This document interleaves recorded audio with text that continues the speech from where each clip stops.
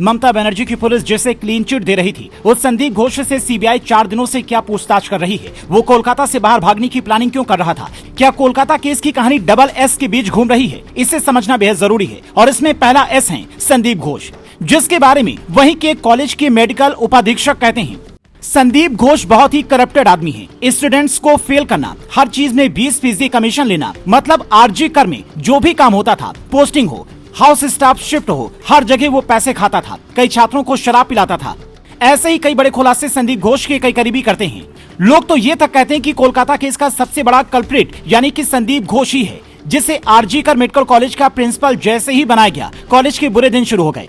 और प्रिंसिपल बनाया किसने, टीएमसी से इसका कितना गहरा नाता था, ये सुनेंगे तो कहेंगे दीदी थोड़ी तो इंसानियत जिंदा रखो। आरजी कर मेडिकल कॉलेज का पूरा नाम है राधा गोविंद मेडिकल कॉलेज, जो एशिया का पहला प्राइवेट मेडिकल कॉलेज और अस्पताल है, जो साल 1886 में खोला गया था और ये कभी एशिया के टॉप कॉलेज में शुमार था। लेकिन आज इस कॉलेज की हालत ऐसी हो जाएगी, शायद स्थापना करने वालों ने भी नहीं सोचा होगा।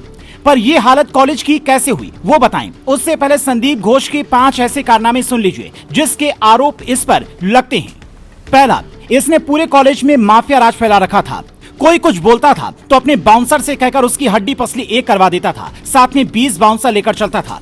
दूसरा, इसके मेडिकल कॉलेज में लड़कियां बराबर शिकायत करती, लेकिन वो उनकी सुनने की बजाय आरोपियों का ही पक्ष लेता था। मजबूरी में कई लड़कियों को कॉलेज छोड़ना पड़ता या फिर इसकी बात माननी होती।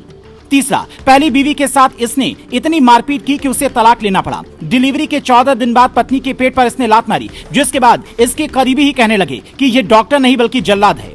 चौथा, तृणमूल कांग्रेस के नेताओं से संदीप घोष के इतने गहरे संबंध है कि इतनी बड़ी घटना के बाद जब हाईकोर्ट ने इन्हें छुट्टी पर भेजा, ममता सरकार ने इन्हें दूसरे कॉलेज में नियुक्ति दे दी। पांचवा, जिस लड़की के साथ इतनी बड़ी घटना हुई उसके घर वालों को कॉल कर ये कहलवाया कि आपकी लड़की ने खुदकुशी कर ली है, जबकि कॉलेज में कई तरह के रैकेट चलने की खबर है। ये बात जैसे ही सीबीआई तक पहुंची, वो संदीप घोष के खिलाफ सबूत जुटाने में लग गई, क्योंकि इस घटना से जुड़ा पहला एस संजय रॉय पहले से ही सीबीआई कस्टडी में है, जबकि संदीप घोष सीबीआई के रडार पर है। सीबीआई की 5 में से एक संदीप घोष की हर हरकत पर नजर रखे हुए थी। वो किससे मुलाकात करता है, कहां याचिका दायर करता है और कब क्या करता है, ये पूरी जानकारी सीबीआई ने 24 घंटे में निकाली। तो पता चला कि हाईकोर्ट में इसने याचिका दायर कर कहा है कि जज साहब हमें डर लग रहा है, बचा लीजिए। हाईकोर्ट ने कहा कि कोलकाता पुलिस आपको सुरक्षा देगी, लेकिन अग्रिम जमानत तो नहीं मिलेगी। जिसके बाद सीबीआई ने संदीप घोष को लगातार 4 दिनों तक पूछताछ की। अब कई बड़े राज खुलने की उम्मीद है। सीबीआई अगर इन 5 सवालों का जवाब संदीप घोष से तलाश लेती है तो फिर आरजी कर मेडिकल कॉलेज में हुई घटना के एक-एक राज खुल जाएंगे। सवाल नंबर 1, संजय रॉय के अलावा बाकी के आरोपी कौन हैं? उस लड़की की ड्यूटी लगातार 36 घंटे क्यों लगाई गई? सवाल नंबर 2, संदीप घोष ने बिना जांच के घर वालों को ये क्यों कहा कि लड़के ने खुदकुशी की है? क्या उस लड़की को कॉलेज के कोई राज हाथ लगे थे जो उसे रास्ते से हटा दिया गया? सवाल नंबर 3, ममता बनर्जी की सरकार में संदीप घोष के मददगार कौन कौन हैं? घटना के बाद किन बड़े अधिकारियों और नेताओं को कॉल किया? सवाल नंबर 4, घटनास्थल से सिर्फ 20 मीटर की दूरी पर निर्माण कार्य किसकी अनुमति से हो रहा था? अस्पताल में तोड़फोड़ क्या संदीप घोष के कहने पर हुआ या किसी को बचाया जा रहा है? सवाल नंबर 5, लड़की के साथ में जो हुआ उसकी असली वजह क्या है? कॉलेज में गंदे वीडियो शूट होने की सच्चाई क्या है?